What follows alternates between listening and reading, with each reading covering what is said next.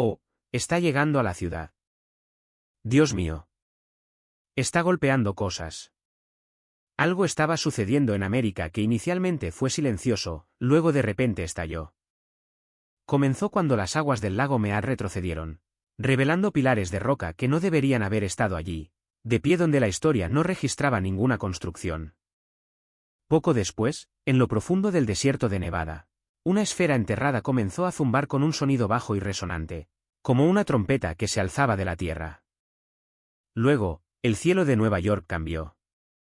Una extraña luz descendió, se detuvo, tomó una forma similar a la humana y luego desapareció sin hacer ruido. Estos eventos no fueron incidentes aislados, estaban convergiendo.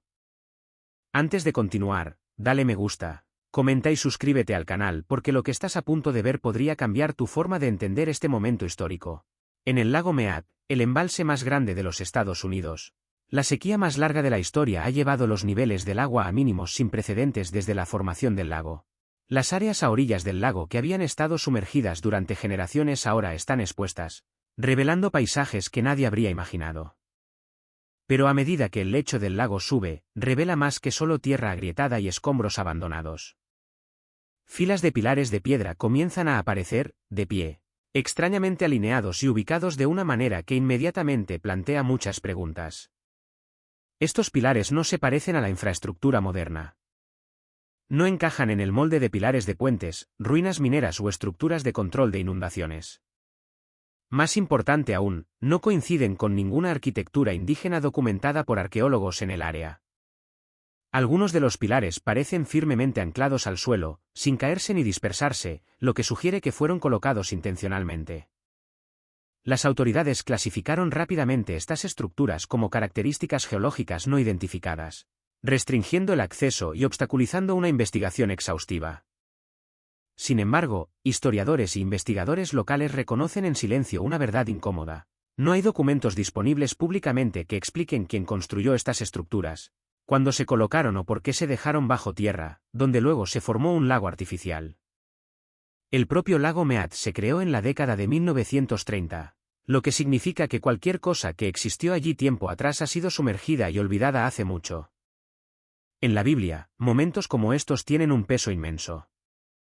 La Biblia advierte repetidamente que un día la tierra revelará cosas ocultas, no por casualidad, sino por revelación.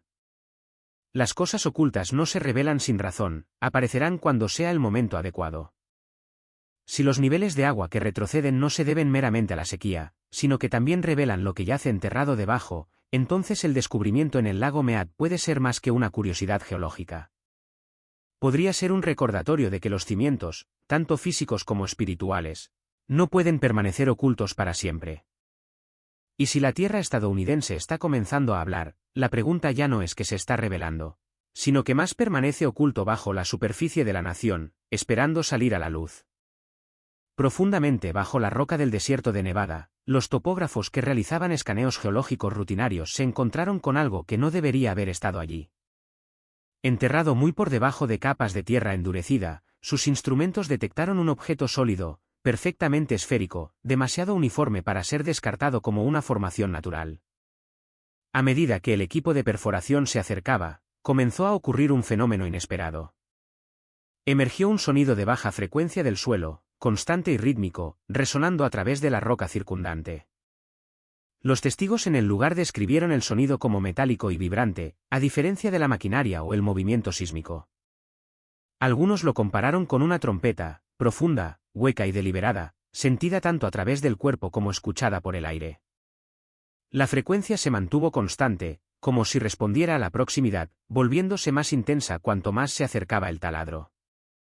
Los ingenieros detuvieron las operaciones cuando la vibración se propagó hacia afuera, registrándose en instrumentos no diseñados para detectar sonido. El análisis preliminar de los fragmentos expuestos planteó aún más preguntas. El material no coincidía con ninguna aleación industrial conocida, ni se parecía a los compuestos geológicos típicos que se encuentran en la región. Resistió la clasificación estándar, mostrando propiedades inconsistentes tanto con el metal como con la piedra. En la Biblia, la trompeta nunca se asocia con la comodidad o la celebración.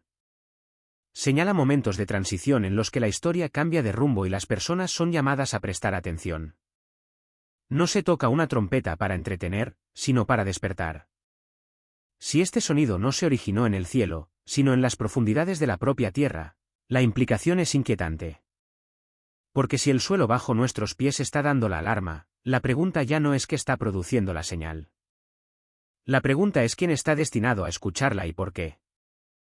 Ahora, mientras Estados Unidos aún se estaba recuperando de la supertormenta de Acción de Gracias, otro fenómeno apareció en el lugar más pacífico, la superficie del lago Champlain. El vídeo tomado temprano en la mañana mostraba el agua tranquila repentinamente partida por un objeto largo, negro y brillante cubierto de una capa de vidrio. No se agitó, no hizo olas, no hizo movimientos bruscos. Simplemente se deslizó lenta pero deliberadamente, como si supiera exactamente a dónde iba. Lo que llamó la atención de millones no fue su forma, sino la forma en que se movía. No había aletas sobresaliendo del agua, ni cola que se moviera creando olas, ni el característico movimiento de vaivén de un pez o una criatura lacustre.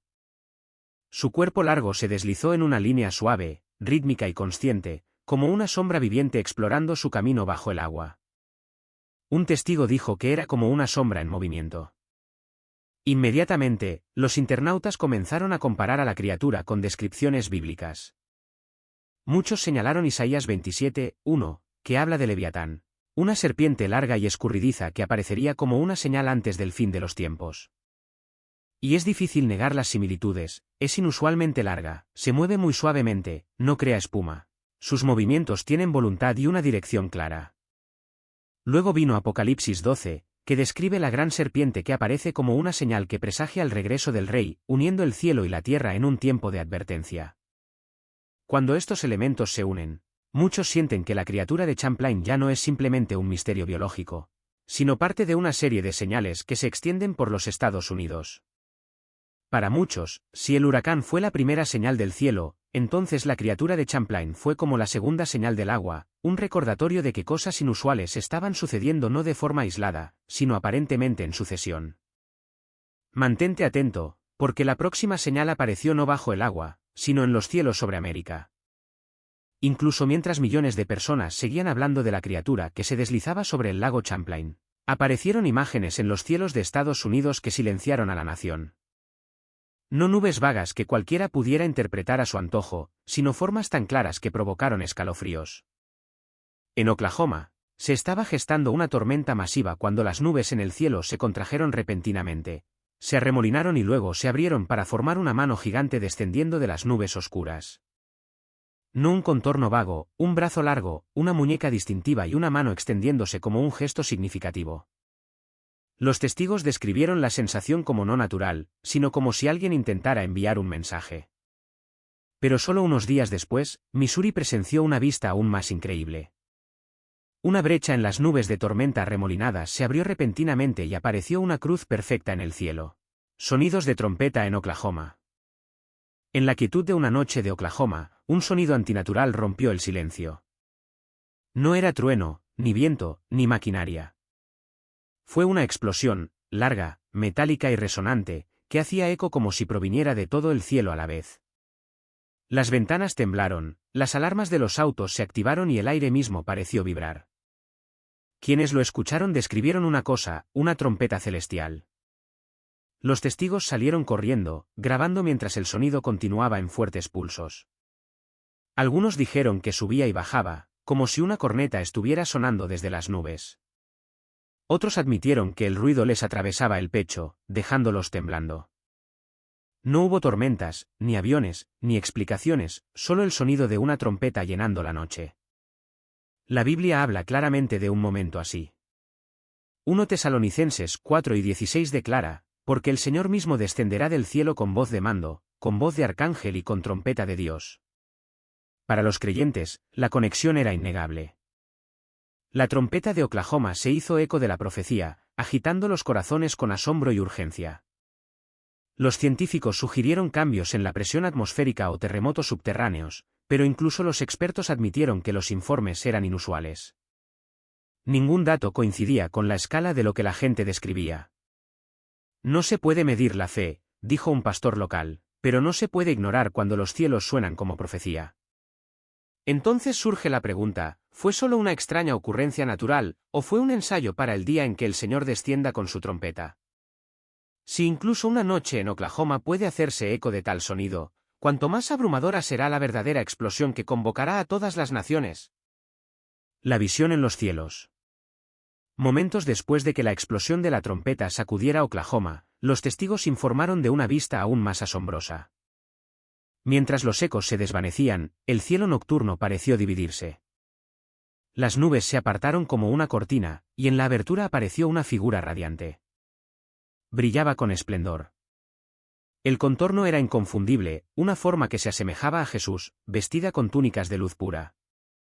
A su alrededor, innumerables seres angelicales revoloteaban, con las alas extendidas, resplandeciendo como si estuvieran tejidas de fuego y cristal. Para quienes lo vieron, los cielos ya no se sentían distantes, estaban vivos, declarando un mensaje que nadie podía negar. La gente en las calles cayó de rodillas. Algunos lloraban incontrolablemente. Otros levantaban las manos en adoración, incapaces de hablar mientras las lágrimas corrían por sus rostros. Los teléfonos capturaron cada momento. Las transmisiones en vivo se difundieron por las redes sociales en cuestión de minutos. Millones de personas observaron en tiempo real, asombradas mientras la visión permanecía, un testimonio silencioso escrito en luz sobre Estados Unidos. La escena se hizo eco de las palabras de las Escrituras. Apocalipsis 1:7 proclama: He aquí que viene con las nubes, y todo ojo le verá, y los que le traspasaron, y todos los linajes de la tierra se lamentarán por causa de él. La visión en los cielos de Oklahoma no fue un rumor ni una imagen borrosa, fue vívida, majestuosa, innegable. Para los creyentes, se sintió como una prefiguración de esa misma promesa, una advertencia de que el regreso del Rey está más cerca de lo que muchos se atreven a creer. Los escépticos se apresuraron a explicarlo como refracción de la luz, reflexión atmosférica o ilusión digital. Pero para quienes se pararon debajo de la figura resplandeciente, ninguna ciencia pudo borrar el asombro que se apoderó de sus corazones. El momento fue demasiado perfecto, primero la explosión de la trompeta, luego una visión de Cristo con ángeles. Coincidió con la profecía con demasiada precisión para ignorarla. Este no fue un fenómeno ordinario. Fue más que misterio, más que maravilla. Fue un llamado, una orden fuerte e inconfundible de los cielos mismos. La visión declaró que la hora es tardía, que el regreso del Rey está cerca. Ya no susurros, ya no especulación. Los cielos de Oklahoma portan la advertencia más fuerte hasta ahora: Jesús viene pronto, y todo ojo le verá. Esperen un segundo, denle a ese botón de me gusta, dejen un comentario abajo y no olviden compartir este vídeo con sus amigos. Bien, sigamos. Iglesias en llamas, santuario sacudido. En los últimos meses, un patrón preocupante ha azotado a los Estados Unidos. Desde pequeñas capillas rurales hasta enormes catedrales históricas, las iglesias han estallado en llamas repentinamente. Los medios de comunicación difundieron imágenes de santuarios devorados por el fuego, campanarios que colapsaban en montones de cenizas y cruces rojas que brillaban intensamente en medio del incendio antes de caer en ruinas. Algunos de estos incendios comenzaron en la quietud de la noche, mientras que otros estallaron a plena luz del día ante congregaciones conmocionadas. Aunque los bomberos lucharon desesperadamente, muchos solo pudieron observar cómo lugares sagrados que habían estado en pie durante generaciones se reducían a escombros humeantes en cuestión de horas. Los testigos describieron las escenas con voces temblorosas. Una mujer en Luisiana dijo: "Fue como ver arder el corazón de nuestro pueblo". Otra en Pensilvania lloró al recordar la vista de las vidrieras haciéndose añicos, sus fragmentos coloridos esparcidos en el aire lleno de humo. Pero las palabras más escalofriantes provinieron de un pastor anciano: "Es como si Jerusalén estuviera ardiendo de nuevo". Su voz se quebró al ver el santuario donde había predicado durante 50 años colapsar en cenizas. Para muchos, los incendios se sintieron menos como accidentes y más como mensajes escritos en llamas. La Biblia habla directamente de tales momentos. 1 Corintios 3:13 declara: "La obra de cada uno será manifiesta, porque el día la descubrirá, pues se ha de manifestar en fuego, y el fuego probará la obra de cada uno de qué clase es". Podría ser que estas iglesias en llamas no sean solo tragedias físicas, sino también revelaciones espirituales, que muestran lo que está construido sobre la fe verdadera y lo que está construido sobre el ritual vacío. Aún más sombrío es un Pedro 4:17, Porque es tiempo de que el juicio comience por la casa de Dios, y si primero empieza por nosotros, ¿cuál será el fin de aquellos que no obedecen al Evangelio de Dios? El momento de estos incendios inquieta a muchos creyentes. Con la sociedad ya desgarrada por la división, la violencia y el desastre, los mismos santuarios destinados a ser lugares de refugio ahora son consumidos por las llamas. En varios distritos de la ciudad de Nueva York, los residentes informaron de una vista inusual en el cielo nocturno, un objeto brillante flotando silenciosamente sobre la ciudad. No hubo advertencia ni preparación. La luz apareció ya formada, estable y controlada, como si hubiera llegado con intención. Los testigos la describieron como brillante pero no cegadora, radiante pero contenida, atrayendo la atención sin provocar pánico. Imágenes de vídeo muestran el objeto descendiendo lentamente, deteniéndose en el aire como si observara su entorno. Luego, sin propulsión visible ni aceleración gradual, se disparó hacia arriba y desapareció. El movimiento desafió el comportamiento conocido de las aeronaves. No hubo estallido sónico, ni ruido de motor, ni firma de calor detectada por sensores cercanos. El aire permaneció quieto. Las luces de la calle no parpadearon. Los teléfonos continuaron grabando sin interrupción. Lo que más perturbó a los espectadores no fue el movimiento, sino lo que apareció dentro de la luz. En varias grabaciones, se pudo ver brevemente una silueta humanoide vaga, con proporciones verticales como una persona, que luego se disolvía de nuevo en el brillo.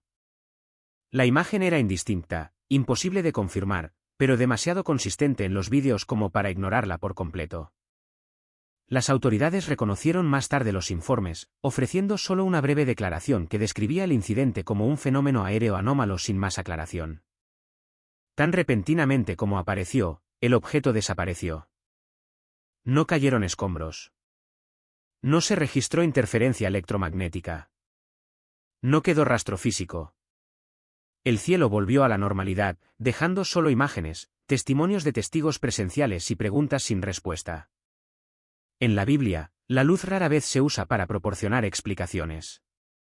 No argumenta ni prueba, revela. La luz atrae la atención, invita a la reflexión y luego permite a las personas elegir cómo responderán. Expone sin forzar la creencia. Si este evento pretendía convencer, habría dejado evidencia. Si pretendía asustar, habría causado destrucción. En cambio, apareció brevemente, en silencio, y se retiró. Lo que plantea una pregunta más profunda: si se está presentando algo en lugar de probarse, ¿es su propósito persuadir o despertar a aquellos que están dispuestos a ver? Cuando los signos sobre la ciudad se desvanecen en el silencio, la atención no vuelve a la normalidad porque lo que habla desde el cielo ahora es respondido por lo que comienza a romperse bajo tierra. En los últimos años, los científicos han regresado con renovada urgencia a las simulaciones que involucran la falla de San Andrés, una de las fracturas geológicas más estudiadas y temidas de la Tierra. Estos modelos actualizados ya no se centran solo en terremotos localizados, sino en un escenario de ruptura en cascada, uno en el que la falla cede a lo largo de un tramo masivo, desencadenando una reacción en cadena que altera permanentemente el borde occidental de los Estados Unidos. Según estas simulaciones, grandes porciones de California podrían comenzar a separarse a medida que la falla se rompe por completo.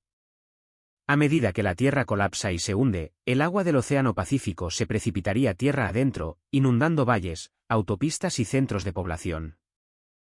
Regiones enteras podrían quedar aisladas en cuestión de horas. La infraestructura, las redes eléctricas, el transporte, los sistemas de agua fallarían casi de inmediato. Millones podrían ser desplazados en cuestión de días, no semanas. Lo que antes se consideraba un escenario distante y extremo ahora se describe como cada vez más plausible bajo las condiciones adecuadas. Los científicos son cuidadosos con su lenguaje. Enfatizan que esto sigue siendo una hipótesis, no una predicción. Se discuten artículos académicos y en reuniones de planificación de emergencias, enmarcado como preparación para desastres en lugar de inevitabilidad. La cobertura mediática sigue el mismo tono, enfatizando la preparación y la resiliencia, evitando cualquier sugerencia de significado más allá de la física y la probabilidad. Sin embargo, la propia imaginería es difícil de ignorar. Una tierra asociada durante mucho tiempo con la estabilidad, la riqueza y la innovación se representa como si estuviera desgarrando físicamente sus cimientos, ya incapaz de soportar el peso que se deposita sobre ellos. La tierra no explota en violencia, simplemente cede donde la presión se ha estado acumulando sin ser vista. Bíblicamente, el temblor tiene un significado específico. No crea debilidad, la revela. Los cimientos se prueban no en calma, sino bajo tensión. Cuando la propia tierra ya no puede soportar lo que descansa sobre ella, surgen naturalmente preguntas no solo sobre geología, sino sobre lo que se ha construido sobre ella. Si la tierra más fuerte puede fracturarse sin previo aviso, entonces quizás la mayor preocupación no sea cuándo llegará el temblor, sino si lo que hemos construido física, moral y espiritualmente estaba destinado a permanecer sin un cimiento más profundo. En todo el mundo financiero, los bancos están acelerando silenciosamente su alejamiento del efectivo físico. Lo que antes se describía como una conveniencia se ha convertido en un cambio estructural. Las sucursales reducen los servicios de efectivo, los cajeros automáticos desaparecen y los pagos digitales se promueven no como una opción, sino como la norma. Al mismo tiempo, las monedas digitales de los bancos centrales entran en fases de prueba, promocionadas como más seguras, rápidas y eficientes que el dinero tradicional. En la superficie, la transición parece inofensiva, incluso beneficiosa. Los sistemas digitales reducen el robo. Las transacciones se mueven al instante. Los registros son limpios, organizados y rastreables. Pero a medida que estos sistemas se expanden, algo fundamental cambia. Cada transacción ahora requiere autenticación. La identidad se vuelve inseparable del comercio. Comprar y vender ya no son simples intercambios, son permisos otorgados dentro de un sistema administrado. A diferencia del efectivo, la moneda digital no simplemente pasa de mano en mano. Puede ser rastreada. Puede ser pausada. Puede ser revertida. Se pueden adjuntar condiciones sobre dónde se puede gastar, cuánto tiempo sigue siendo válida o bajo qué circunstancias se puede usar. Nada de esto requiere fuerza ostensible. Opera silenciosamente a través de código, cumplimiento y conveniencia. La participación se vuelve fácil. El retiro se vuelve difícil. Bíblicamente, este momento tiene un eco aleccionador. Las Escrituras advirtieron sobre un tiempo en que la actividad económica ya no sería libre, en que la capacidad de comprar y vender dependería de la autorización en lugar de la posesión. La profecía no describe caos, sino orden, un sistema ordenado que funciona sin problemas y, al mismo tiempo, excluye silenciosamente a quienes no cumplen. Lo que hace que esta transición sea especialmente poderosa es que no llega a través del miedo, sino a través de la comodidad. Las personas no son arrastradas al sistema, son invitadas. El efectivo se desvanece no porque esté prohibido, sino porque se vuelve impráctico. La dependencia crece no a través de la coerción, sino a través del hábito. Y ahí es donde reside el peligro. Cuando la conveniencia reemplaza a la libertad, la resistencia se siente innecesaria hasta que se vuelve imposible. Los sistemas diseñados para administrar el dinero comienzan a moldear el comportamiento. El control ya no parece opresión, parece eficiencia. Por lo tanto, la pregunta no es si los sistemas digitales son útiles. La pregunta es mucho más personal: si el acceso a la vida diaria depende cada vez más del permiso digital, ¿cuán rápido se convierte la participación en dependencia y la dependencia en control? La historia muestra que los grandes sistemas rara vez se expanden en tiempos de paz. Crecen en momentos de colapso. Cuando las tormentas arrasan vecindarios y los terremotos borran comunidades enteras, la preocupación inmediata es la supervivencia. Los hogares desaparecen, los medios de vida se desvanecen de la noche a la mañana, las personas son desplazadas, agotadas y abrumadas por la magnitud de la pérdida. En esos momentos, las preguntas a largo plazo se desvanecen. Lo que importa es el alivio, cualquier alivio. Aquí es donde el patrón se repite. Después del desastre llega la desesperación, y después de la desesperación llega una oferta de estabilidad. La ayuda llega rápidamente, a menudo organizada, eficiente y condicional. Se introducen viviendas temporales, asistencia financiera, programas de reconstrucción y medidas de seguridad para restaurar el orden. En la superficie, estas soluciones parecen compasivas y necesarias. Prometen seguridad, previsibilidad y recuperación, pero también requieren participación. Se aceptan sistemas no porque se cuestionen, sino porque ya no existen alternativas. La Biblia advierte repetidamente que la falsa paz a menudo sigue a las grandes crisis, no caos, sino calma, no desorden, sino estructura. Es una paz que se siente inmediata y reconfortante, pero que exige algo sutil a cambio: autonomía, discernimiento o la capacidad de elegir libremente. Cuando las personas están cansadas y desesperadas, es menos probable que pregunten qué se está sacrificando por el bien de la estabilidad. Es por eso que los sistemas de control prosperan durante las crisis. El caos crea urgencia. La urgencia reduce la resistencia. Lo que antes se debatiría se normaliza. Las reglas introducidas como medidas temporales permanecen silenciosamente. La supervisión enmarcada como protección se vuelve permanente. La dependencia se profundiza no porque las personas deseen control, sino porque desean descanso. El orden restaurado demasiado rápido a menudo oculta su costo. Cuando todo se administra, se monitorea y se estabiliza, algo esencial puede perderse: la capacidad de mantenerse independiente, de negarse, de cuestionar. El control no siempre llega con fuerza, a menudo llega con alivio. Y ese es el momento más peligroso de todos. Porque cuando la estabilidad se siente como salvación, pocos se detienen a preguntar qué se ha cambiado silenciosamente. Si el orden regresa sin lucha, la pregunta más profunda queda sin respuesta: ¿qué se perdió en el proceso de ser salvado? En los últimos años, los líderes mundiales han recurrido cada vez más a los acuerdos de Abraham, no para reemplazarlos con nuevos tratados, sino para fortalecer y expandir lo que ya existe. Esta distinción es importante. En lugar de anunciar un avance dramático, los gobiernos se han centrado en la consolidación, añadiendo socios, profundizando la cooperación y alineando los intereses económicos, políticos y de seguridad dentro de un marco común. Públicamente, estos acuerdos se presentan como un camino hacia la paz y la estabilidad regional. Enfatizan la normalización, la cooperación y la prosperidad mutua. Se expanden los corredores comerciales. Se fomenta la colaboración tecnológica. Se interconectan los sistemas financieros. Paso a paso, la influencia se extiende no a través de la fuerza, sino de la integración. Lo que emerge no es un solo acuerdo, sino una red interconectada que une silenciosamente a múltiples partes bajo términos comunes. Los analistas que observan este proceso a menudo señalan que los acuerdos de Abraham no resuelven los conflictos más profundos de la región. En cambio, crean condiciones. Establecen infraestructura en lugar de conclusiones. Estabilizan las relaciones sin abordar todas las divisiones subyacentes. En otras palabras, preparan el terreno sin declarar el resultado final. Es por eso que algunos describen los acuerdos no como una solución final, sino como un fundamento, algo diseñado para soportar una estructura mucho más grande por venir. Este lenguaje se hace eco de una advertencia bíblica específica. En el libro de Daniel, la profecía habla no de la creación de un pacto, sino de uno que es confirmado, reforzado, sostenido y validado con muchas partes. El énfasis es sutil pero importante. Un pacto confirmado implica algo ya en marcha, algo fortalecido en un momento crítico en lugar de introducido de la nada.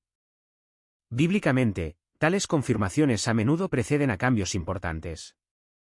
Crean una sensación de orden y seguridad, incluso cuando cambios más profundos se están posicionando detrás de escena. La estabilidad se convierte en la plataforma sobre la cual la transformación, bienvenida o no, puede proceder. Si un sistema se está estabilizando en lugar de completarse, la pregunta surge naturalmente: si este pacto se está confirmando y expandiendo, no terminando, ¿qué es exactamente lo que se está preparando para soportar? Cuando eventos como estos se desarrollan, la reacción más común es buscar explicaciones, científicas, políticas o tecnológicas. Sin embargo, las Escrituras advierten repetidamente que comprender el mecanismo no es lo mismo que discernir el significado. La Biblia no le dice al pueblo de Dios que calcule cronogramas o prediga fechas. En cambio, los llama a reconocer las estaciones. En Eclesiastés 3:1, se nos recuerda que todo tiene su tiempo, y todo lo que se quiere debajo del cielo tiene su hora. Las estaciones no se anuncian, se reconocen por patrones. Cuando las Escrituras hablan de momentos de advertencia, describen convergencia, múltiples señales desarrollándose juntas, impulsando a la humanidad hacia una decisión en lugar de una conclusión. Jesús abordó esto directamente en Lucas 9:34. Advirtió contra los corazones agobiados por las preocupaciones diarias, los placeres y las ansiedades, para que ese día no llegara inesperadamente. El peligro no es el miedo, sino la insensibilidad, no el pánico, sino la complacencia.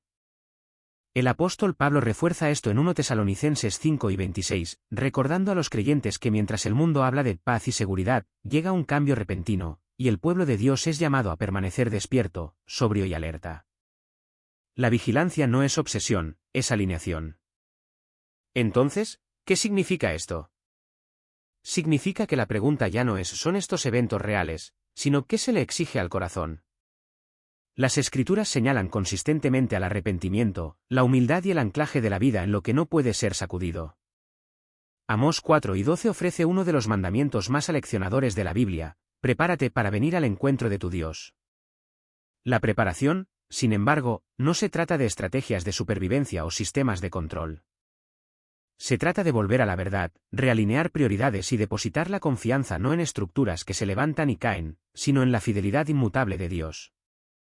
Las señales no son el mensaje, son la invitación a despertar, a mirar hacia arriba y a vivir anclados en lo que es eterno mientras todavía hay tiempo para elegir.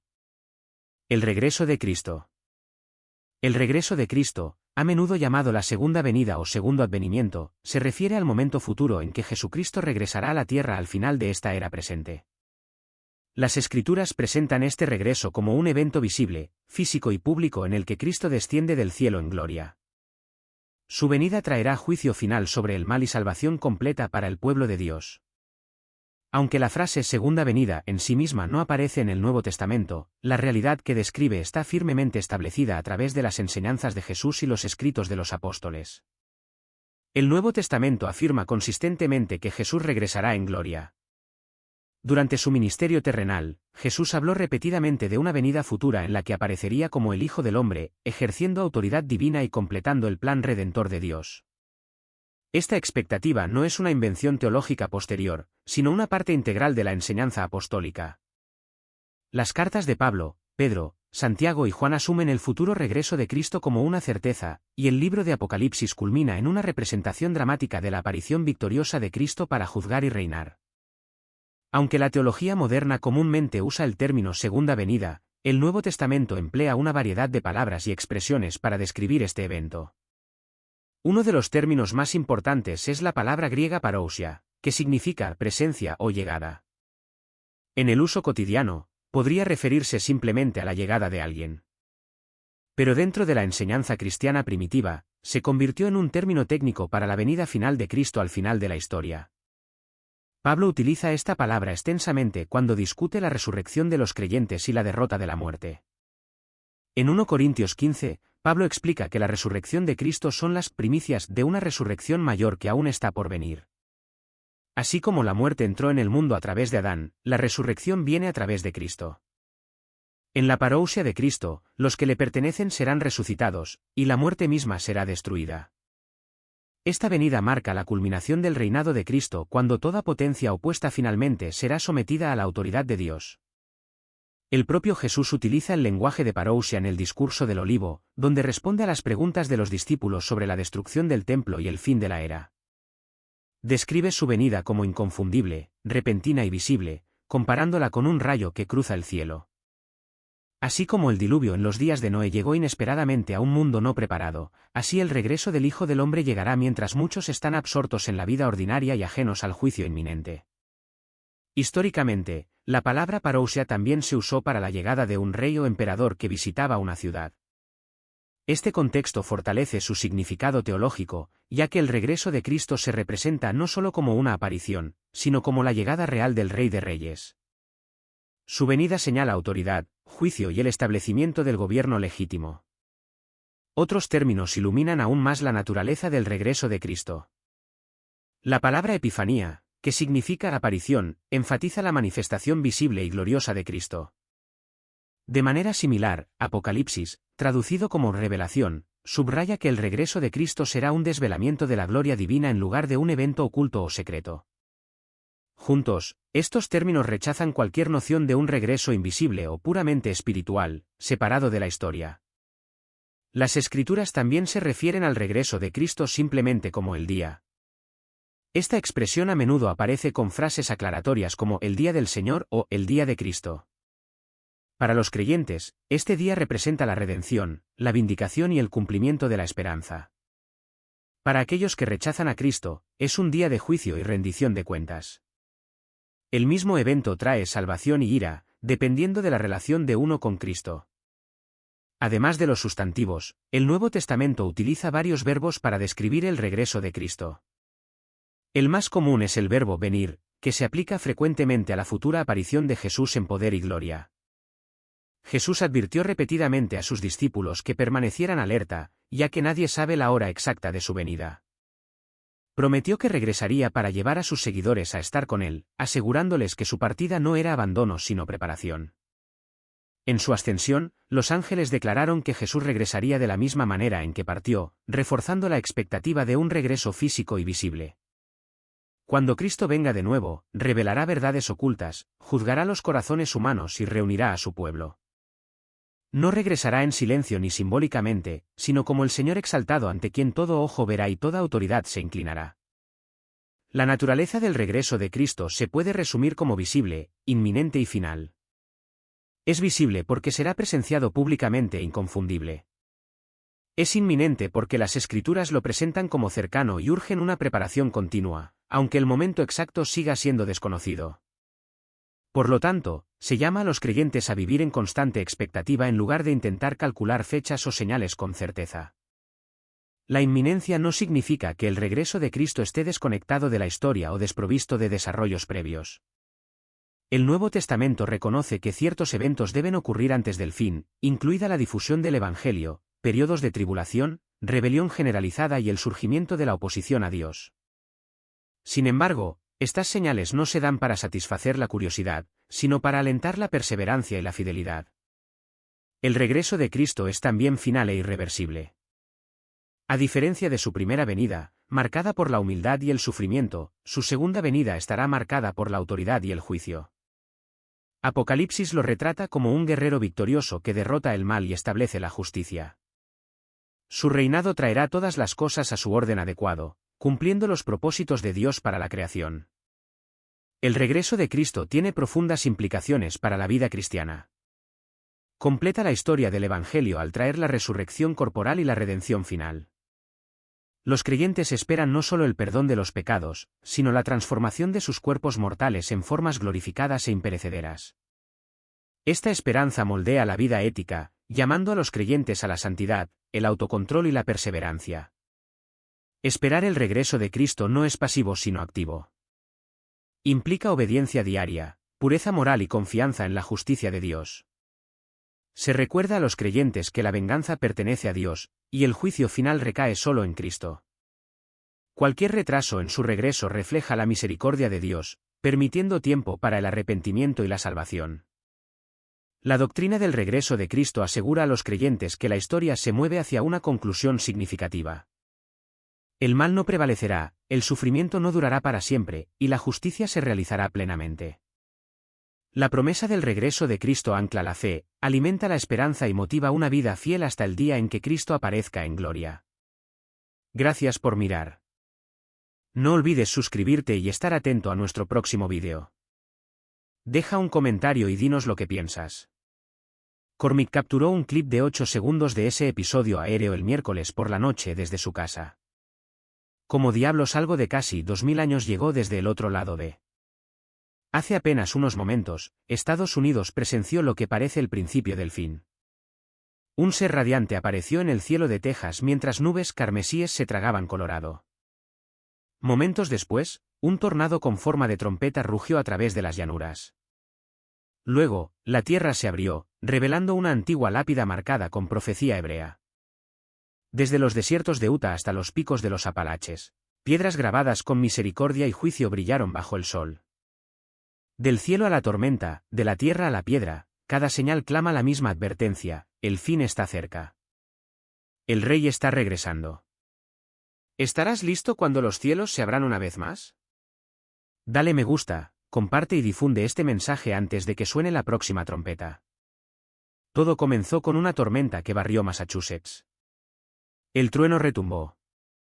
Los relámpagos cruzaron la costa. Entonces, algo apareció en las nubes que nadie pudo explicar. Los testigos vieron una figura brillante de pie en la tormenta, brillando como metal fundido. La luz se movió lentamente, como si estuviera viva. Los relámpagos cayeron por todas partes, pero ni un solo rayo la golpeó. Durante casi 3 minutos, la figura permaneció inmóvil. Luego ascendió hacia la oscuridad y desapareció. Un teléfono capturó el momento. Una mujer susurró: «Parece tan real, como un ángel de fuego». En cuestión de horas, el metraje se volvió viral, obteniendo millones de visitas. Reporteros, científicos y pastores se hacían la misma pregunta: ¿qué acabamos de ver? Esa misma noche, a cientos de kilómetros de distancia, el cielo de Colorado se tiñó de carmesí. Las nubes brillaron rojas, iluminando las montañas rocosas con un fuego extraño. En Kansas, los conductores de camiones grabaron tenues luces blancas surcando el horizonte, parpadeando, desapareciendo y reapareciendo como señales. Los meteorólogos las llamaron duendes, efectos de relámpagos raros que se ven en lo alto del cielo durante las tormentas.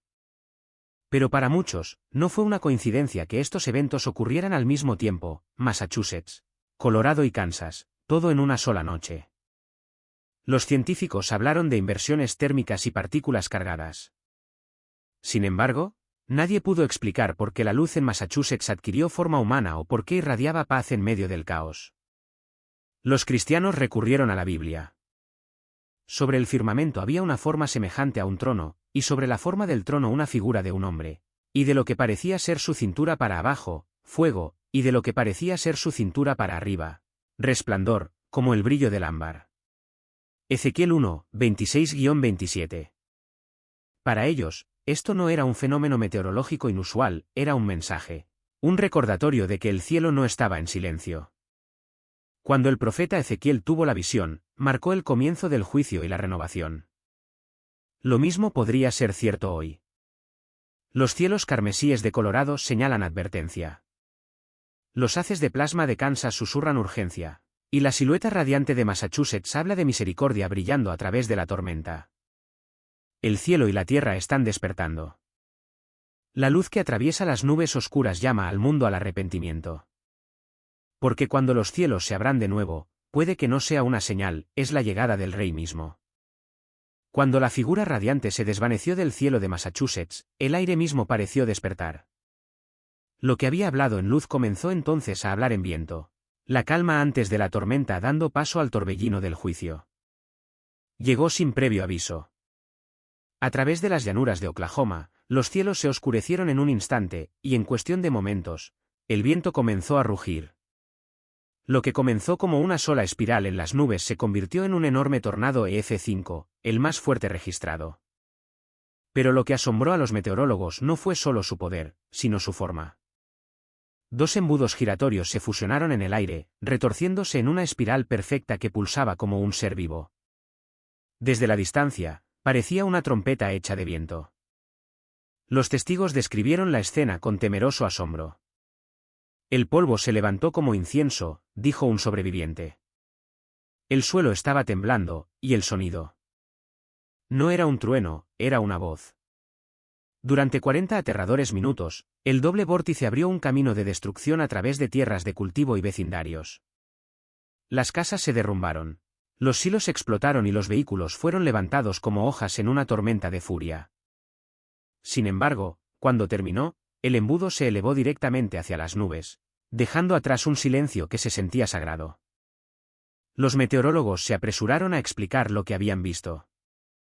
Lo llamaron un raro doble vórtice, una convergencia de sistemas de presión que chocaban con el calor seco del sur. Pero sus instrumentos no podían explicar la precisión de la espiral o por qué se había formado con la forma de una trompeta. Incluso los cazadores de tormentas veteranos dijeron que nunca habían visto nada igual. Las Escrituras, sin embargo, ya habían hablado de tal poder. El Señor tiene su camino en el torbellino y en la tempestad, y las nubes son el polvo de sus pies. Nahum 1, 3. Para los creyentes, esto no era caos, era coreografía.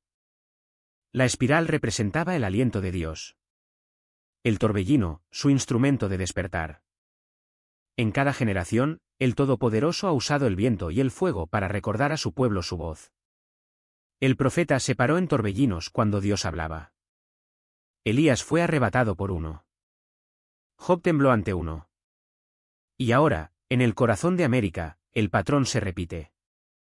La espiral del tornado no es solo destrucción, es simbólica de avivamiento. El aliento del cielo agitando el polvo de una nación que ha olvidado a su creador.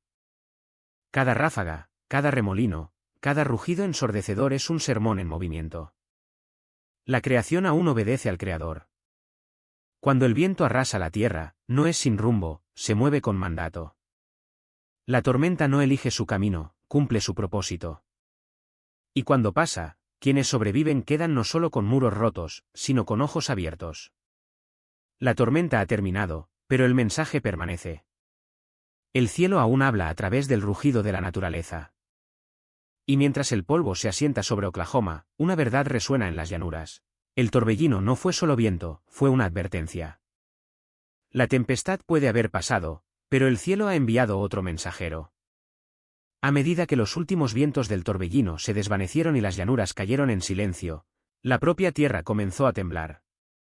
Y de debajo del suelo, emergió un mensaje enterrado, escrito no en nubes o fuego, sino en piedra. Todo comenzó una tarde tranquila en River Bend, Luisiana, cuando la doctora Daniela Santoro y su esposo decidieron despejar las enredaderas enmarañadas que habían invadido su pequeño jardín. Lo que encontraron debajo de los árboles fue inesperado, una lápida de mármol de casi 2000 años de antigüedad grabada con iniciales romanas antiguas y nombres latinos. Al principio, Daniela pensó que era una piedra decorativa. Pero cuando el polvo se despejó, emergieron los grabados, letras nítidas y claras. Increíblemente antiguo. Nunca pensé que fuera real, dice Daniela, profesora de antropología cultural en la Universidad de Tulane, contactó rápidamente al arqueólogo Dr. Ryan Gray y a la experta en estudios clásicos Dra. Susan Lusnia. Cuando llegaron y examinaron el artefacto, se estremecieron. Este es un artefacto romano genuino, susurró Lusnia. Una investigación adicional reveló el misterio. La lápida pertenecía a un marinero de la Armada Imperial Romana del siglo II, estacionado en el antiguo puerto de Centum, ahora Civitavecchia, Italia. Su viaje a través de los siglos es aún más extraordinario. Los registros muestran que desapareció de un museo italiano en 1943 cuando los aliados bombardearon el edificio durante la Segunda Guerra Mundial. De alguna manera, a través del caos y la guerra, la lápida desapareció, solo para reaparecer 8 décadas después en un tranquilo patio trasero en Luisiana. Cómo llegó allí sigue siendo un misterio. Quizás un soldado se la llevó a casa como recuerdo de guerra, o la vendió en el mercado negro a alguien desesperado por sobrevivir. La verdad puede que nunca se sepa, pero su reaparición ahora, en esta generación, no parece accidental. Los científicos lo llaman un milagro arqueológico. Las personas de fe vieron algo más profundo, un mensaje de la propia tierra. La Biblia había predicho tales momentos desde hace mucho tiempo. Y el mar y la tierra dieron sus muertos que estaban en ellos. Apocalipsis 8 y 13. Este versículo, que se hace eco del libro de Apocalipsis, habla de un tiempo en que la propia tierra revelará su evidencia enterrada, cuando nada permanecerá oculto para siempre. Para las personas de fe, la lápida de Luisiana parece encarnar esa profecía, un símbolo de la historia repetida para recordar a la humanidad que Dios no ha olvidado nada. Las inscripciones, latinas y hebreas, entrelazadas, dan testimonio de culturas una vez divididas, pero unidas por su finitud. 2 idiomas, 2 mundos, un mensaje, el Creador vela por cada generación.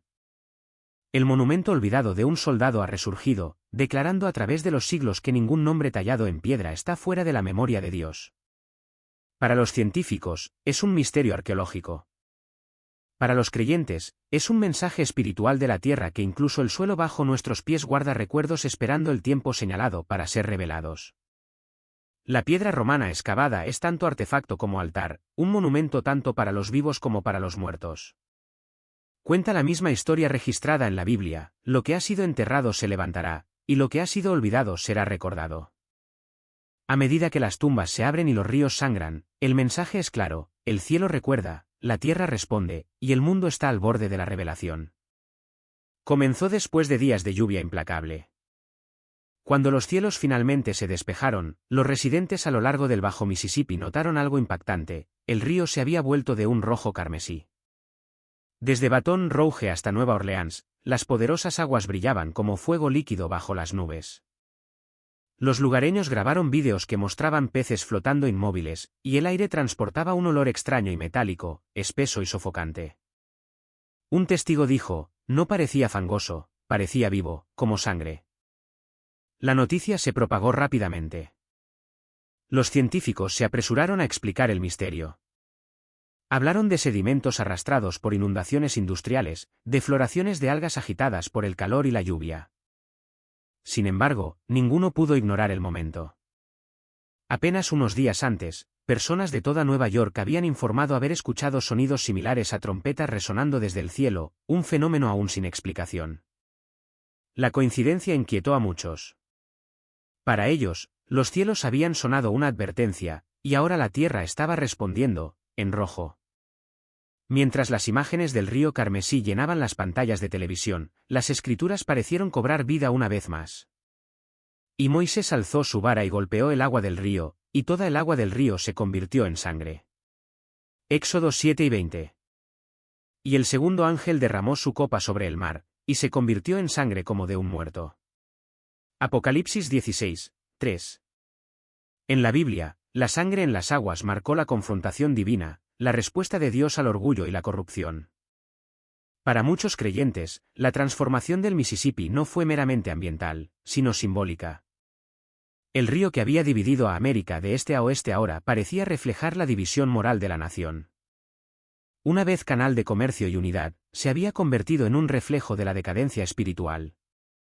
Los pastores del sur lo llamaron un espejo profético. El agua roja, dijeron, era tanto una advertencia como una invitación, un recordatorio de que el juicio y la misericordia fluyen de la misma fuente. Como declaró un predicador, el color de la sangre no es solo ira, es redención. Aún ahora, Dios está llamando a esta nación a arrepentirse. Los científicos continuaron sus estudios, recogiendo muestras, midiendo niveles de pH, nombrando cepas de algas. Pero para quienes observaron el río brillar bajo un cielo oscurecido, ningún microscopio pudo silenciar lo que sus corazones ya sabían, la creación misma estaba clamando. El Mississippi, la gran arteria de América, había hablado con sus olas carmesíes, susurrando que el tiempo es corto, y el equilibrio entre misericordia y juicio se está estrechando. La tormenta había terminado, pero las señales solo habían comenzado. En octubre de 2025, mientras fragmentos de la lluvia de meteoros oriónidas surcaban la noche, los astrónomos dirigieron sus lentes hacia una vista extraordinaria. Dos cometas brillantes, Swan y Leman, cruzaban el cielo de E.U. al mismo tiempo. Sus colas brillantes formaban una X perfecta, una brillando de color verde esmeralda, la otra de blanco puro, como trompetas celestiales suspendidas sobre la tierra. Los observadores de costa a costa quedaron en silencio. Parecía una cruz, dijo un testigo. Todo el cielo parecía vivo. Los científicos se apresuraron a explicar, una coincidencia de órbitas, nada más. Sin embargo, incluso admitieron que la última vez que dos cometas de periodo largo se alinearon tan de cerca fue hace 1300 años, un tiempo marcado por la agitación y la profecía en la historia antigua. Pero para aquellos que conocían las escrituras, el significado era más profundo. Y el tercer ángel tocó la trompeta, y cayó del cielo una gran estrella, ardiendo como una antorcha. Apocalipsis 8 y 10. La imagen de cometas gemelos que brillaban como antorchas llevaba el peso de esa antigua advertencia. Para muchos, eran mensajeros gemelos, uno de misericordia, otro de juicio. Verde, el color de la vida y la renovación. Blanco, el símbolo de la pureza y el juicio. El cielo ya no estaba en silencio, estaba escribiendo su mensaje con luz. Mientras los científicos medían trayectorias, los creyentes medían el momento. ¿Fue una coincidencia cósmica, o estaba la creación ensayando la trompeta final? El cielo parecía susurrar tanto asombro como alarma. Como admitió un astrónomo, se sentía como si los cielos se estuvieran cruzando. Los cometas se desvanecieron con el amanecer, pero su mensaje perduró, dos luces intersectándose sobre un mundo dividido. De los cielos arriba, el enfoque ahora se vuelve hacia lo que la tierra revela abajo, donde piedras enterradas y palabras antiguas comienzan a hablar una vez más. Comenzó en lo profundo de los cañones de Arizona, donde el silencio resuena como el latido de la piedra. Un equipo de exploradores, siguiendo anomalías sísmicas cerca del Gran Cañón, tropezó con un pasaje sellado oculto detrás de un muro de roca derrumbada. Lo que descubrieron ha dejado sin palabras tanto a científicos como a teólogos: un complejo subterráneo de cámaras. En su interior, encontraron habitaciones con forma de templos, sus paredes grabadas con marcas antiguas hebreas y egipcias, símbolos que ninguna civilización en América del Norte se sabía que usara. Dentro de una cámara había candelabros de piedra, una tablilla con el alfabeto inscrita en paleohebreo y un artefacto de oro que se asemejaba a los querubines, descritos en el Arca de la Alianza. Incluso el aire interior tenía una leve fragancia metálica, como si el sitio hubiera estado sellado durante milenios. Cuando la noticia se difundió, las autoridades federales restringieron rápidamente el área. Los eruditos que examinaron los fragmentos recuperados sugirieron en silencio algo radical: que este sitio podría probar el contacto precolombino. Para las personas de fe, sin embargo, el descubrimiento habla un lenguaje más antiguo que la arqueología. El espíritu me llevó a lugares secretos, y allí vi las abominaciones de los ancianos. Ezequiel 8, 3.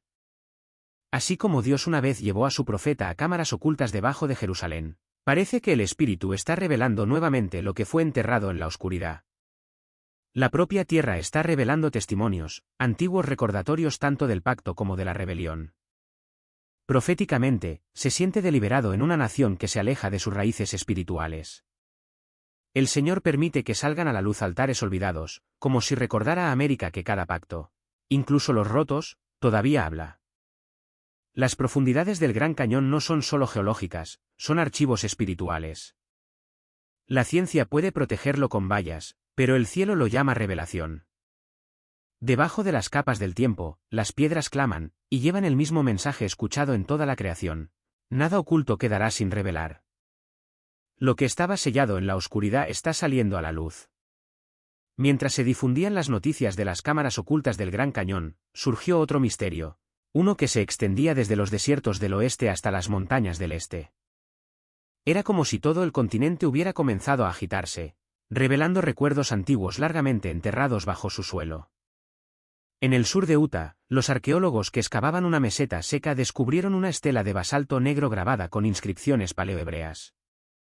Las letras, tenues pero legibles, se traducían en dos palabras: juicio y misericordia.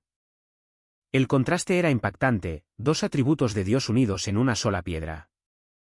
El residuo de carbono a lo largo de la base sugería que alguna vez fue parte de un pequeño altar o santuario. Los científicos fecharon el tallado en más de 2000 años de antigüedad, mucho antes de la presencia hebrea conocida en América del Norte. El descubrimiento provocó un feroz debate. Algunos eruditos lo descartaron como un engaño, otros como una reliquia de una civilización desconocida. Sin embargo, los patrones de erosión y la acumulación de minerales alrededor de las marcas del cincel indicaban una antigüedad genuina.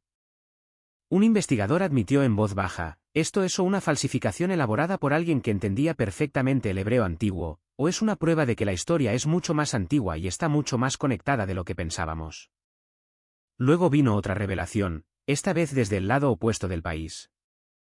En las montañas Apalaches, excursionistas tropezaron con un alto pilar de piedra oculto en lo profundo del bosque. En su cima había tallado un ojo que todo lo ve, rodeado de números hebreos que giraban hacia afuera. La formación parecía deliberada, cada número formando un patrón circular que, al traducirse, deletreaba chamar, que significa vigilar o guardar. Para la comunidad científica, fue una coincidencia o evidencia de una fraternidad perdida que una vez veneró símbolos antiguos de luz. Pero para los creyentes, el mensaje era inconfundible. Porque los ojos del Señor recorren toda la tierra para fortalecer a aquellos cuyo corazón está enteramente dedicado a Él. 2 Crónicas 16, 9. Las piedras de Utah y los Apalaches parecen hacerse eco de ese versículo: vigías grabados en piedra, recordatorios de que el Creador todo lo ve y nada olvida. Los ojos simbolizan la omnipotencia divina, mientras que la palabra chamar declaraba su vigilancia. A lo largo de 2000 millas, de desierto a montaña, el mismo mensaje se repitió: Dios está observando. Los escépticos lo llamaron superstición. Pero quienes se pararon frente a los grabados dijeron que el aire se sentía vivo, como si la tierra misma estuviera zumbando. Un excursionista describió una baja resonancia debajo del pilar, como si la montaña estuviera respirando. Ya sea natural o sobrenatural, el simbolismo no podía ser ignorado. Si ellos callan, dijo Jesús, las piedras gritarán. Lucas 7:40. Y ahora, parece que las piedras realmente están gritando, grabadas con advertencias y promesas, dando testimonio tanto de misericordia como de juicio. Las letras hebreas de Uta y el ojo que todo lo ve de los Apalaches unen dos verdades, que Dios juzga con justicia y que su misericordia aún vela sobre la tierra. Desde los cañones hasta las montañas, desde cámaras de templos hasta pilares antiguos, se despliega una sola narrativa. El cielo, la tierra y el artefacto ahora hablan el mismo idioma. Las señales convergen. La tierra recuerda a su hacedor. Y el rey está a punto de regresar. Del cielo a la tierra, del fuego a la inundación, el mundo está hablando de nuevo, cada maravilla y desastre. La figura resplandeciente sobre Massachusetts, el tornado que rugió como una trompeta, los cometas gemelos cruzándose en luz, la lápida surgiendo del suelo, el río volviéndose rojo, los templos ocultos bajo el cañón y las piedras hebreas en las montañas. Todo juega su parte en una única composición divina. La creación ya no está en silencio, está gritando, advirtiendo y esperando. Los científicos lo llaman coincidencia. Los profetas lo llaman convergencia. Porque sabemos que toda la creación gime a una, como de dolores de parto, hasta ahora. Romanos 8:22. Los cielos no están en guerra con la naturaleza, están haciéndose eco de la condición de la humanidad. El cielo arde porque el corazón del hombre arde de rebelión. La tierra tiembla porque el alma del mundo se estremece bajo el peso del pecado. Incluso los ríos sangran no solo por la contaminación, sino por las heridas morales infligidas por el orgullo y la codicia. Lo que llamamos clima y caos pueden ser en verdad el reflejo de nuestro clima espiritual, un espejo del alma humana. América se encuentra en el centro de este espejo global, la civilización más rica, ruidosa y avanzada de la historia, y sin embargo, entre las más vacías. Tenemos satélites que escanean las estrellas, pero corazones que no pueden percibir el cielo. Podemos alimentar al mundo, pero morimos de hambre de sentido. Construimos torres hacia el cielo, pero nuestros cimientos se agrietan bajo nosotros. La nación que una vez imprimió en Dios confiamos en su moneda ahora lucha por confiar en algo. Cuando la creación tiembla, no es destrucción, es trabajo. Los temblores del planeta son las contracciones de la profecía, los dolores de parto antes del regreso de Cristo. Cada señal, tormenta, luz y trompeta no es ruido aleatorio sino ritmo, como si la tierra misma estuviera respirando al compás de la eternidad. Las inundaciones que suben, los fuegos que arden, las luces que bailan sobre las nubes, no son caos sino coreografía. El cielo responde a la tierra que gime con misericordia. El mensaje no ha cambiado, pero el volumen ha aumentado. Cada sonido de trompeta, cada descubrimiento, cada sacudida es un recordatorio de que el Rey está cerca. El Creador no está en silencio, está llamando a su creación a la alineación antes de que suene la nota final. Esto no es el fin, es la advertencia antes del fin. La trompeta final aún no ha sonado, pero su eco ya está en el aire. Despierta, América. Despierta, mundo. Antes de que el cielo se parta y suene la trompeta, antes de que la misericordia dé paso al juicio. Porque cuando la tierra gime, el cielo responde, y el Rey viene pronto. A través de la extensión del tiempo, la Escritura ha susurrado una verdad inmutable. La historia que comenzó en Génesis termina con Apocalipsis. Y cada señal en el camino apunta a su regreso. Desde el diluvio hasta el fuego, desde los profetas hasta la cruz, Dios siempre ha advertido antes de actuar. Lo que ahora presenciamos en los cielos y en la tierra no son temblores aleatorios. Son el mismo patrón divino repetido por última vez. Los profetas lo vieron antes que nosotros. Isaías habló de los cielos enrollándose como un pergamino. Joel previó sangre, fuego y columnas de humo. Zacarías describió un día en que los pies del Señor se pararían una vez más sobre el monte de los olivos. Y en Mateo 24, Jesús mismo dijo, y habrá señales en el sol, en la luna y en las estrellas, y en la tierra angustia de las naciones. Cada palabra que una vez pareció distante se está desarrollando ahora a plena vista. El apóstol Pablo lo llamó la bienaventurada esperanza, la manifestación gloriosa de nuestro gran Dios y Salvador Jesucristo. Advirtió que surgiría una generación que amaría más los placeres que la verdad. Pero también dijo que sonará la trompeta, y los muertos en Cristo resucitarán primero. Cuando Juan vio las visiones de Apocalipsis, escuchó esa voz final como el rugido de muchas aguas. He aquí que vengo pronto. Cada descubrimiento, cada sacudida, cada maravilla refleja esta cuenta regresiva sagrada. Los ríos rojos recuerdan las plagas de Egipto. Las tormentas rugientes se hacen eco de la visión de Nahum, el Señor tiene su camino en el torbellino. Los cometas que brillan a través del cielo reflejan las estrellas ardientes de Apocalipsis 8, mientras que las piedras inscritas con palabras hebreas se hacen eco de la voz de Habacuc. La visión es para un tiempo determinado, apresúrate a que se cumpla, si tardare, espéralo, porque sin duda vendrá. La Biblia no deja lugar a la coincidencia. Habla de un día en que los corazones de los hombres desfallecerán por el miedo, cuando el conocimiento aumentará, cuando la maldad se multiplicará y cuando el amor de muchos se enfriará. Habla de un mundo que llama al mal bien y al bien mal. Habla de un tiempo en que el Evangelio llegará a todas las naciones, y entonces vendrá el fin. Ese tiempo es ahora. Esto no es mitología, son matemáticas, la precisión de la profecía que se encuentra con el ritmo de la historia. Las 70 semanas de Daniel, la secuencia de trompetas de Apocalipsis, las parábolas de la cosecha de Cristo, convergen en esta generación. La paciencia del cielo no es debilidad, es misericordia. Pero la misericordia una vez rechazada se convierte en juicio. Entonces, ¿qué debemos hacer? El mandato es antiguo pero aún urgente, arrepentíos, porque el reino de los cielos se ha acercado. Confiesa, cree y mantente vigilante. No endurezcas tu corazón. El mismo Dios que selló el arca en los días de Noé ahora abre la puerta de la salvación una vez más. Los profetas han hablado. El Evangelio ha sido proclamado. Las señales están gritando. Y el decreto del cielo no ha cambiado, ciertamente vengo pronto. Que oigan quienes tengan oídos. Que proclamen quienes crean. Porque una vez que suene la séptima trompeta, el tiempo se rendirá a la eternidad, y el Rey reinará para siempre. Está calentando el continente helado y lo está volviendo verde. El desierto que se vuelve verde ya es una sorpresa. Pero, ¿y si te dijéramos que la Antártida, el lugar más frío de la Tierra, muestra signos de volverse verde?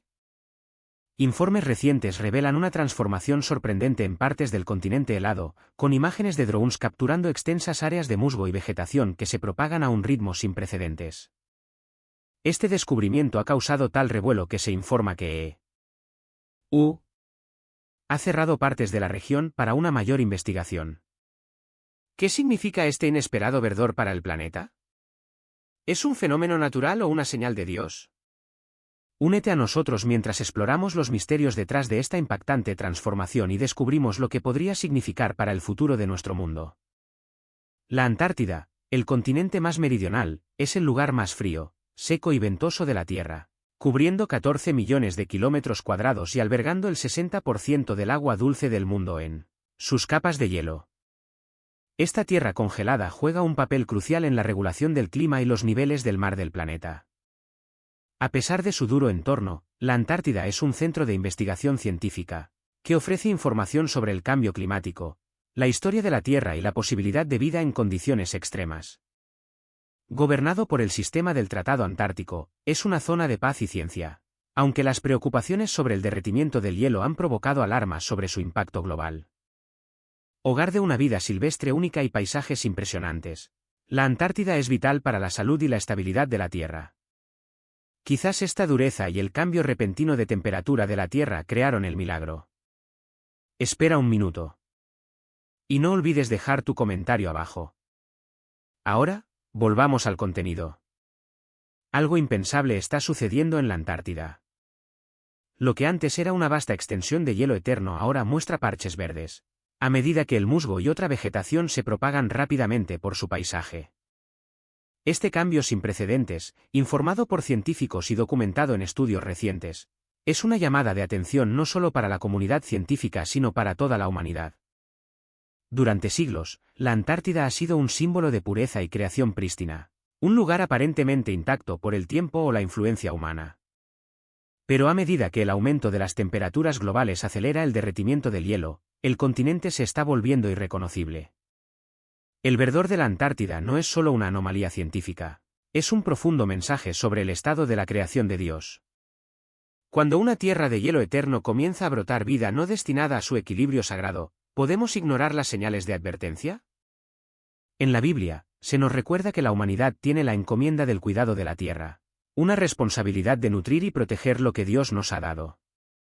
Sin embargo, nuestro consumo desenfrenado y nuestro desprecio por el mundo natural han alterado este equilibrio divino. El rápido verdor de la Antártida es un reflejo de esta negligencia, una consecuencia visible de nuestro fracaso en honrar el pacto de administración. Algunos pueden ver esto como una señal de vida floreciendo en lugares inesperados. Pero también es un crudo recordatorio de la fragilidad de la creación. Si el hielo, un fundamento de la estabilidad de la Tierra, comienza a retroceder, ¿qué seguirá? El aumento del nivel del mar, la alteración de los ecosistemas y el caos climático. Estas no son solo predicciones científicas, sino advertencias de un ajuste de cuentas más profundo. Que esta transformación de la Antártida sea un momento de reflexión. No es demasiado tarde para revertir el daño, para honrar nuestro deber sagrado como cuidadores de la creación. Al confrontar este verdor de la Antártida, recordemos las palabras de las Escrituras: de Jehová es la tierra y su plenitud, el mundo, y los que en él habitan. Salmo 24, 1. Es nuestra responsabilidad actuar con urgencia, humildad y un compromiso renovado con el equilibrio y la belleza de la creación de Dios. De todos modos, asegúrate de darle al botón de me gusta y suscribirte al canal para más vídeos fascinantes. Recuerda, siempre tienes derecho a expresar tu opinión personal. Ok, volvamos al contenido. La Biblia, aunque no hace referencia explícita a la Antártida, a menudo vincula cambios dramáticos en la naturaleza con mensajes, advertencias o signos divinos, muchos de los cuales se asocian con el estado espiritual de la humanidad y el fin del mundo. Pasajes como Romanos 8 y 22 describen la creación gimiendo bajo el peso del pecado humano, lo que implica que las perturbaciones ambientales pueden ser una consecuencia directa de la desobediencia humana y la negligencia de los principios divinos. El verdor de la Antártida, resultado del aumento de las temperaturas y el derretimiento del hielo, puede considerarse una transformación sin precedentes que refleja estos temas bíblicos. Tales cambios traen a la mente profecías como Isaías 35, 1, que habla de tierras baldías floreciendo, a menudo interpretado como un signo de restauración divina o cambio inminente. Estas transformaciones no están aisladas. Ejemplos como el verdor del desierto de Arabia Saudita y las inundaciones inesperadas en el desierto del Sáhara resaltan aún más cómo el mundo natural está cambiando de maneras que desafían las expectativas y se alinean con las interpretaciones espirituales. Para muchos, tales fenómenos actúan como un recordatorio de la soberanía y el poder de Dios sobre la creación. También pueden servir como un profundo llamado al arrepentimiento, haciéndose eco de 2 Crónicas 7 y 14, si mi pueblo, que es llamado por mi nombre, se humillare y orare, y buscare mi rostro, y se convirtiere de sus malos caminos, entonces yo oiré desde los cielos, y perdonaré sus pecados, y sanaré su tierra. Este versículo enfatiza la conexión entre el estado espiritual de la humanidad y la salud de la tierra, sugiriendo que los cambios ambientales pueden servir como advertencias divinas para regresar a Dios.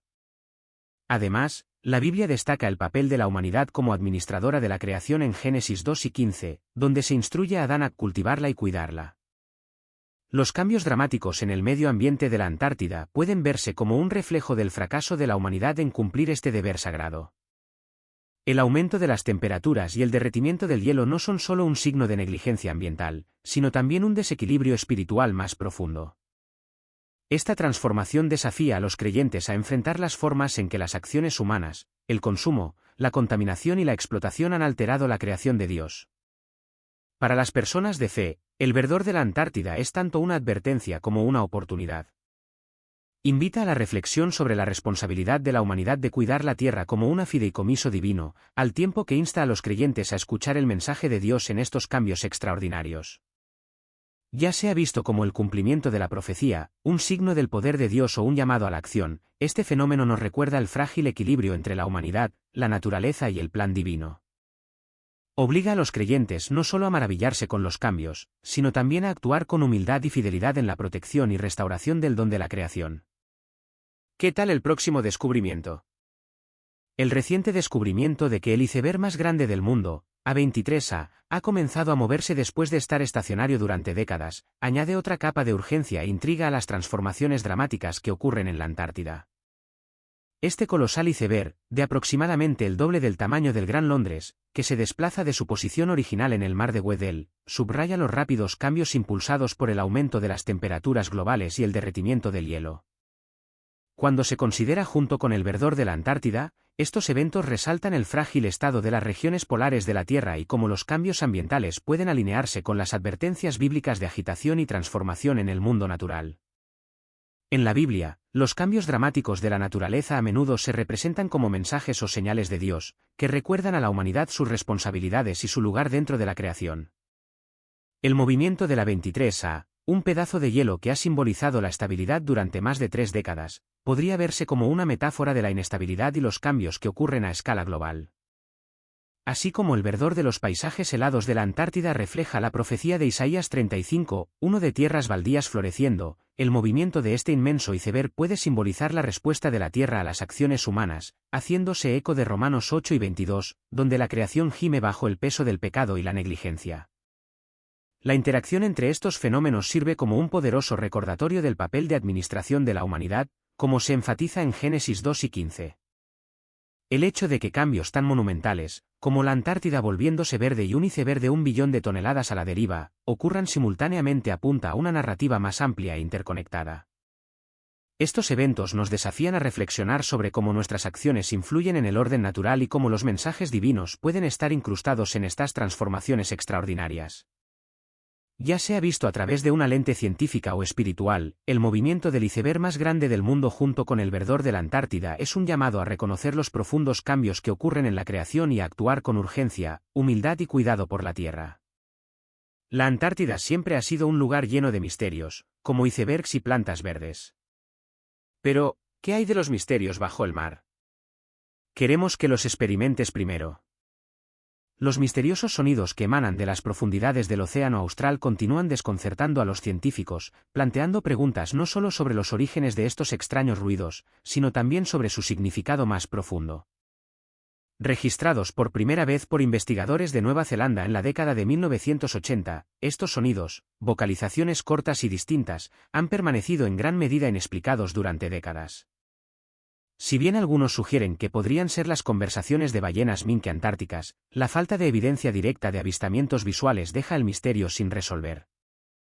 Si estos sonidos no provienen de ballenas, ¿entonces de qué provienen? ¿Podrían estos ruidos inexplicables tener un significado más profundo, quizás incluso divino? En la Biblia, la naturaleza a menudo sirve como un medio a través del cual Dios se comunica con la humanidad. Job 12:7 nos recuerda: «Mas pregunta ahora a las bestias, y ellas te enseñarán, y a las aves de los cielos, y ellas te lo dirán, o habla a la tierra, y ella te enseñará, y los peces del mar te lo declararán». ¿Quién no entiende entre todos estos que la mano de Jehová hizo estas cosas? En su mano está la vida de todo lo que vive, y el aliento de toda carne humana. ¿Podrían los extraños sonidos del océano austral ser un recordatorio de la creación de Dios, un eco de su sabiduría oculta en las profundidades? Salmo 19:1-2 declara: «Los cielos cuentan la gloria de Dios, y el firmamento anuncia la obra de sus manos». Un día declara a otro día, y una noche a otra noche revela conocimiento.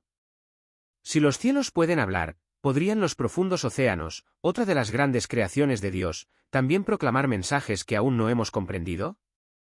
Los científicos han estudiado durante mucho tiempo los intrincados lenguajes de los animales, maravillándose de la complejidad y el propósito de su comunicación. La Biblia nos dice que toda la creación canta las alabanzas del Creador, Salmo 148:7-10. Y no es irrazonable imaginar que estos misteriosos sonidos podrían ser una forma de tal alabanza, canciones ocultas que hacen eco de la gloria de Dios desde las profundidades del océano austral. Sin embargo, su origen sigue siendo desconocido. Esta incertidumbre establece paralelismos con los misterios de las obras de Dios, que a menudo están más allá de la comprensión humana. Como declara Isaías 55:9, «Porque como son más altos los cielos que la tierra, así son mis caminos más altos que vuestros caminos, y mis pensamientos más que vuestros pensamientos». La posibilidad de que estos sonidos provengan de una especie no identificada plantea otra profunda pregunta: ¿cuánto sabemos realmente sobre la creación de Dios? Job 38, 16 desafía: ¿has entrado en los depósitos de la nieve, o has visto los depósitos del granizo, que yo tengo guardados para el tiempo de la angustia, para el día de la batalla y de la guerra? Los vastos océanos, que cubren más del 70% del planeta, siguen siendo en gran parte inexplorados. Los científicos estiman que millones de especies en el océano aún no han sido descubiertas.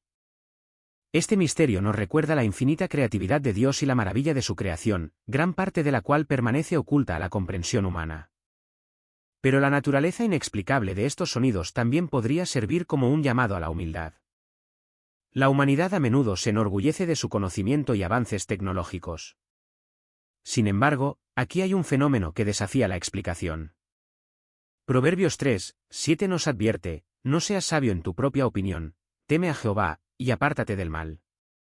El misterio de estos sonidos nos humilla, recordándonos que a pesar de nuestro progreso, todavía hay innumerables aspectos de la creación de Dios que no podemos comprender.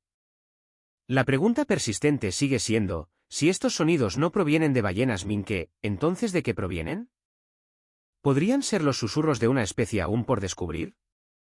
O quizás son algo aún más extraordinario, un eco del diseño divino que aún no estamos equipados para comprender.